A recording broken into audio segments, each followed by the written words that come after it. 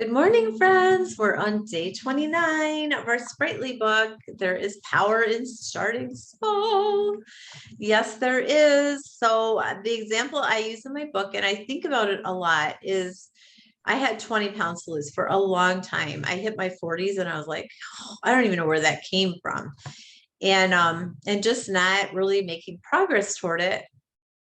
And one time I was in my devotion time, I was praying about it, and I felt like God said, you know what?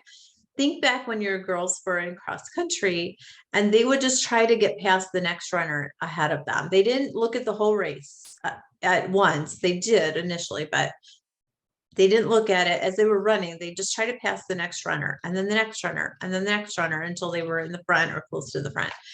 And I thought, and I felt like God said, you can do that with your weight loss. So instead of looking at 20 pounds, look at 5 and do a 5 pound increments. I'm just going to concentrate on that 5 pounds right now and do what you need to do. And then start with the next 5. And by George, it worked, because especially as I would get closer to 5 pounds lost, I would really think about what I was doing.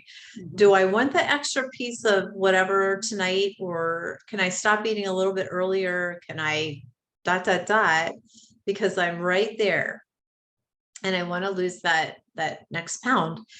And it worked. And so then I would start over again. And sometimes it would fluctuate a little, because we've talked about that. Life is not a straight journey. It's like this. But it worked. And I would go back a little, but then I would make progress again. And I kept doing that until I reached my 20-pound goal. And for the most part, I've kept it off. It's hard to keep off.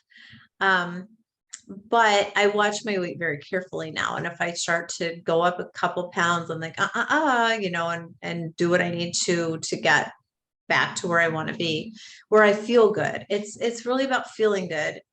That's another place. Our weight is not someone else's weight. And I've had people say to me, well, you don't need to lose weight. Well, I do, though, because I know where I feel my best. And I'm only 5'2", and 5 extra pounds on me goes to my middle, and I feel it. And 5 pounds lost, I feel, and it feels good. So I just want to encourage you, wherever you are, and it doesn't have to be weight loss, it could be anything, but what's a small goal that you can set for yourself? And then once you reach that, you can do another, the next small goal. It's that compound effect. It is. Mm-hmm. And again, the more good decisions we're making for ourselves, even if it is weight loss and you're not necessarily seeing your weight go down, if you're moving more, if you're feeding your body good food, whether your weight is changing or not, you're doing good things for your body. And that's where we have to change that mindset again sometimes too, to focus on what's really important. And how are you feeling? Do you feel better now that you're eating more whole foods than when you were eating the heavy, greasy, or whatever foods? I bet you are. When you're moving more, as opposed to being stationary on the sofa or watching TV or just sitting there reading a book or whatever, as you're moving more, do your joints feel better? Because now they're being lubricated, as you're Ocean is lotion. Ocean is lotion. So, so it's really important for us to focus on the big picture. We are talking about starting small, which is good, but keep in mind, you're not going to see the effects overnight either. It is going to take time. And the more you can remember that the changes that you're making are benefiting your body, they're benefiting you. They're benefiting your health and your mental health as well as your physical being.